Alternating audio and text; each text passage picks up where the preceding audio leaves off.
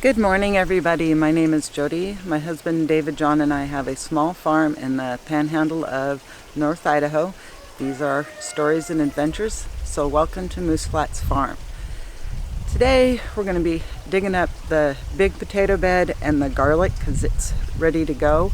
Going to go through the process of how to dry and cure your potatoes and garlic.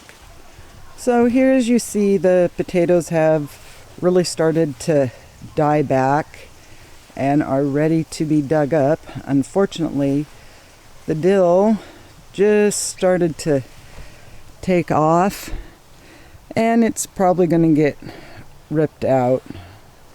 I'll take the little bit of dill, dry it for use for pickles, but as you see, the garlic is really starting to die back, so it's ready to come out in both spots.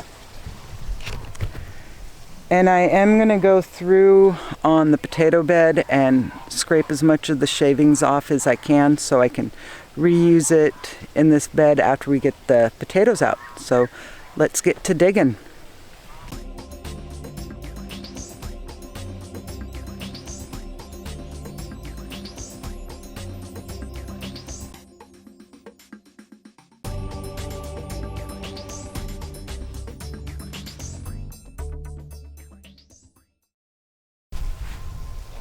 So there, I got most of the shavings taken off, and as you see, I do have some potatoes that are right here on the surface.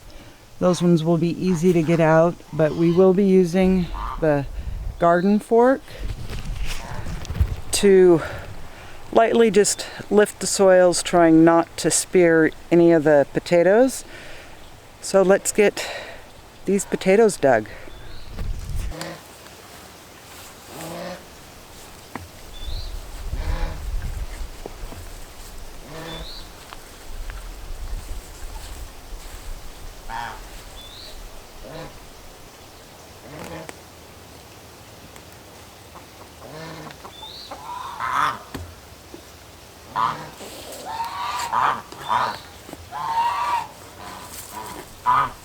There we go.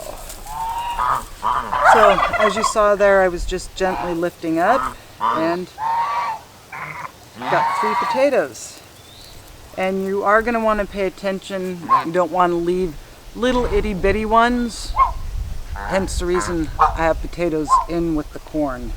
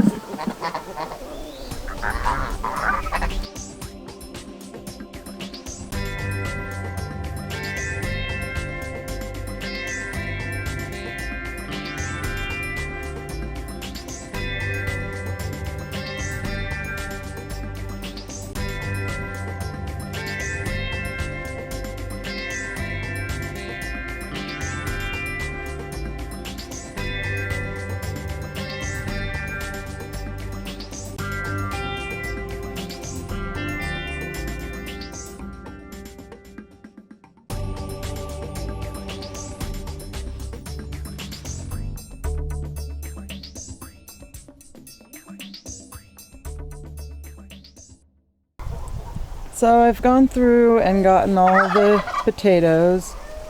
It's not massive harvest, but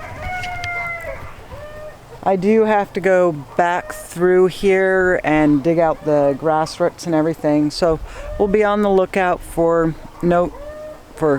more potatoes And I will dig carefully around this sunflower, hopefully not to disturb its roots. And when you go to dig your potatoes and garlics, you do want to let the soil dry out for a couple days so they're not as muddy. But let's go up into the seed shed and I'll show you how to dry the potatoes.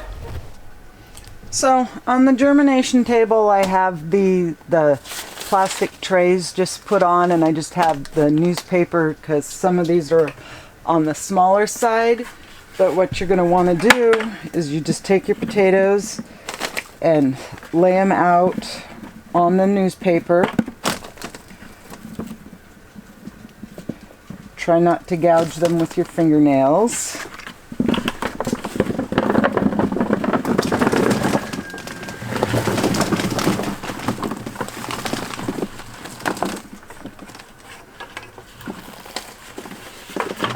Whoa. And then just kind of spread them out so they can get air all the way around them.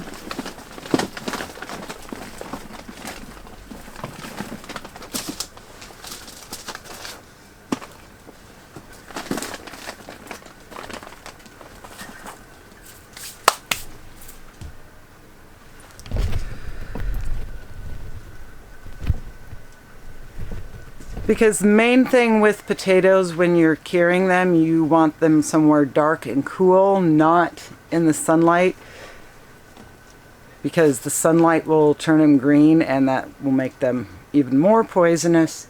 So in here is going to be perfect for them, because I did put a curtain over that window that gets the afternoon sun. And typically there's no lights on in here, but I turned them on so it would be easier for you guys to see. So yeah, that's basically your potatoes. Here in probably about 4 days, I'll come out and brush the excess dirt on them and get them in a box for winter storage. So let's go dig up some garlic because they get processed a little differently than the potatoes.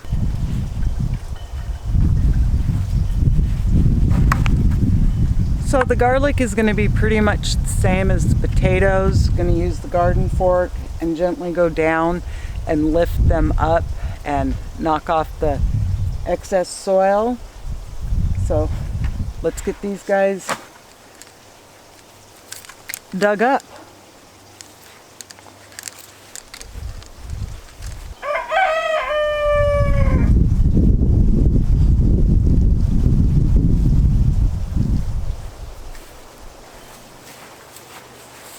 And because I do have other plants in here, I'm not going to be able to pull up the soaker hose, so I'm going to have to kind of dig around the soaker hose carefully, not to stick my garden fork into it.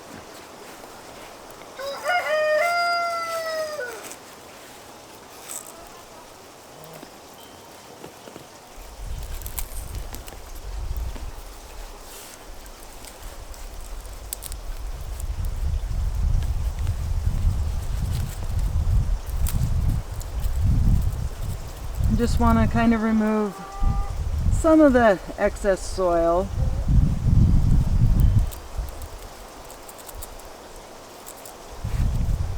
There's a pretty head of purple Russian hardneck garlic.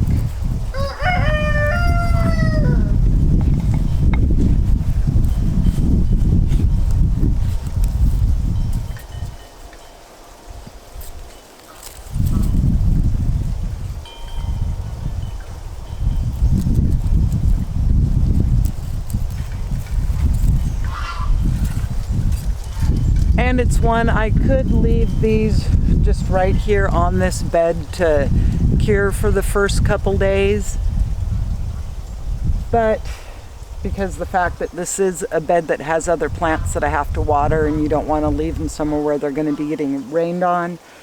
When I get them all dug, we'll go up to the hoop house and I'll put him in there on the black rack and show you what it looks like in there now.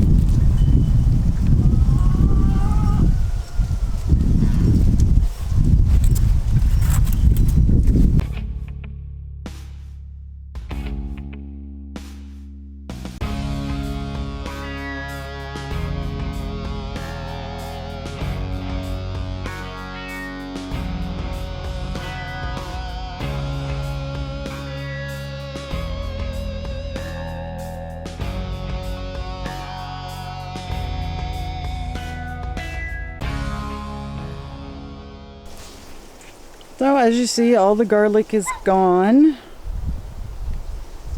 from both beds. Now just have to, because both of them have soaker hoses in them, have to carefully go through and get the grass weeded out, and they'll be ready for planting brassicas in probably about 2 weeks, I think, is when David, John, and I thought would be a good time to fill the couple bare spots in the garden, fill the potato beds and the other spots where I have potatoes. So let's go up to the hoop house and I'll explain and show how you're supposed to dry and cure your garlic. So on your garlic, like I said, you could leave it out in the bed if you weren't going to be replanting or if it was an established bed. So the garlic is fine to be out in the sun for the first week, just getting its start on becoming good and dry. So that way, here at the end of the week, you can dust off the rest of the soil that's on it, and then you will be trimming, because these are a hardneck, I can't braid them. You'll be trimming this about 3 inches from the end of the bulb, and then they will go into the seed shed to finish the curing process.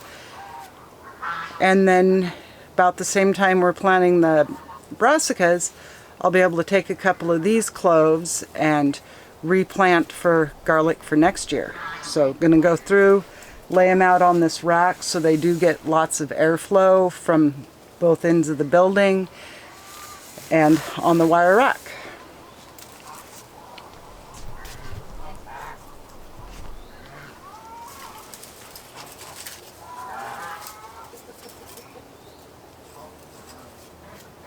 And I'm just going to lay them on here, doing the crisscross back and forth on them.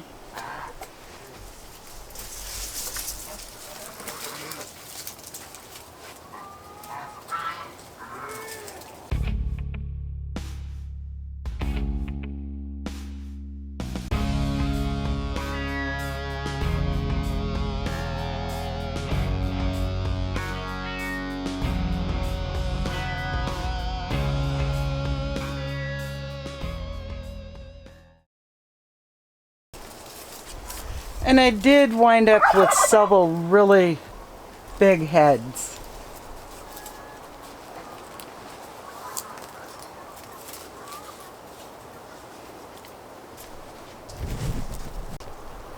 So there I've got my 2 shelves full of the garlic, just gonna let it dry. And the next thing I need to harvest is my carrots, because as you see, some of them have gone to flower.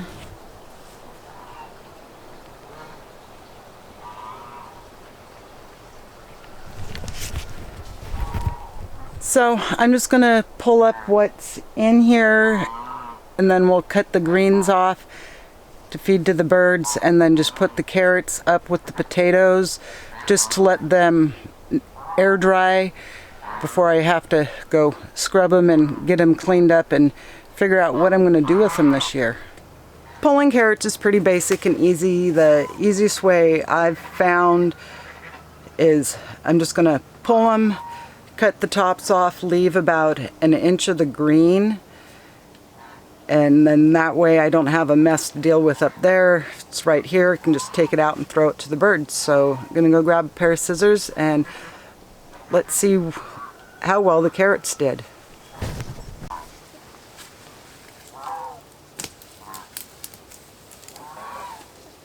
It's like the ones that have gone to flower are just going to go straight to bird food because there's really nothing on them. And it's one of those, unfortunately I did plant them a little thick and then never got out here to thin, but should get a few.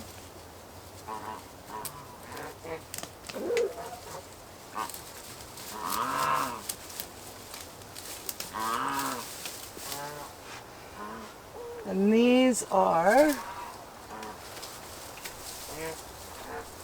have to wait till we can find the tag, but cute little carrots that will be good for doing soups and stews with.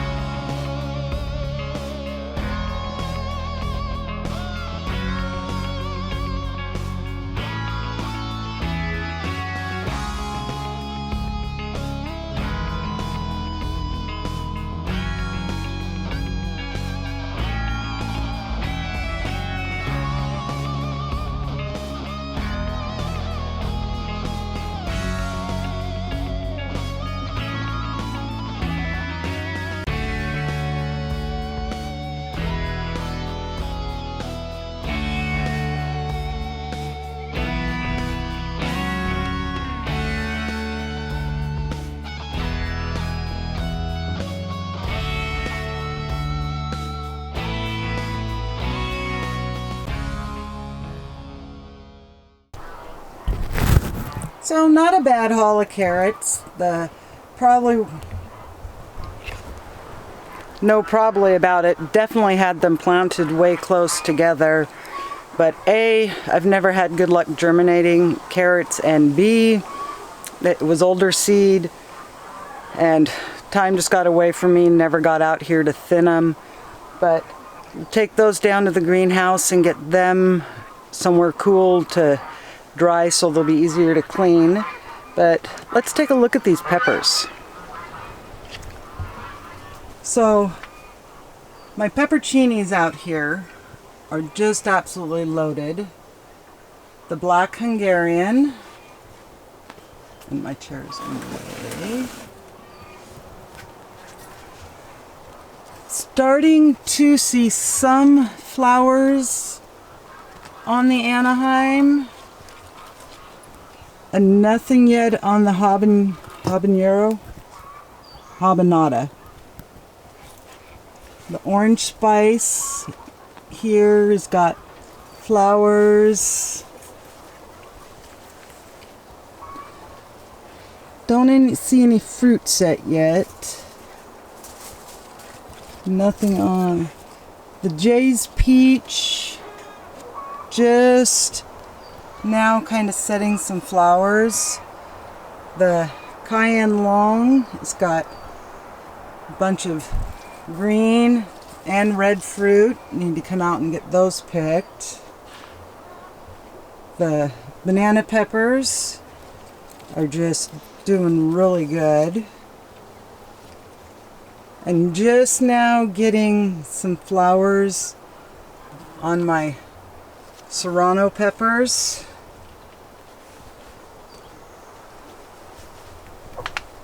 The Tam jalapenos, which are these three, just have flowers on them.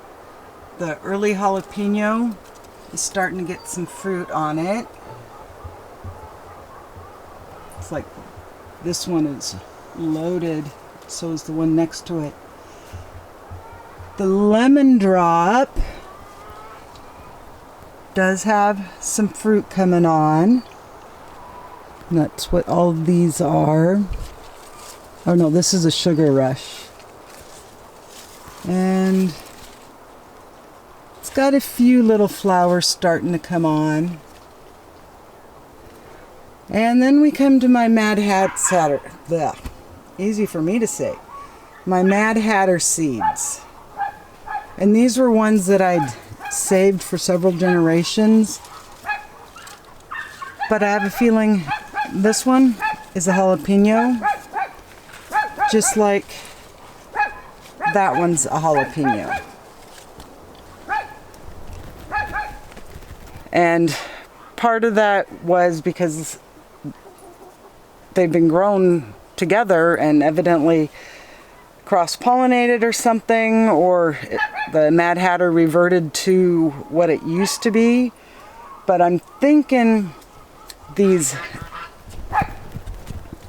other taller ones in the front are going to be Mad Hatters because they don't really have any blossoms on them yet.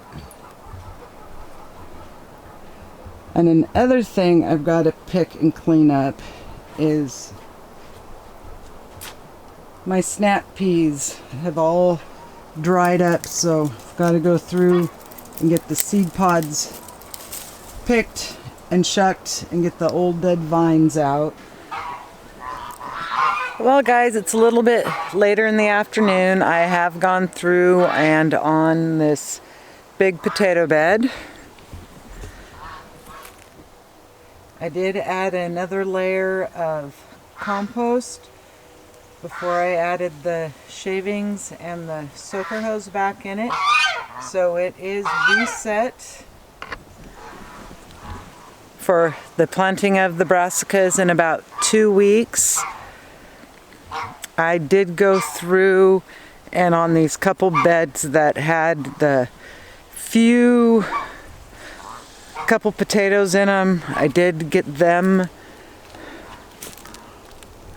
cleaned out, so they're basically ready for brassicas to go in. So this is where I'm going to end today's video. I hope you have a good day and a good week, and we'll see you on the next one. Bye for now.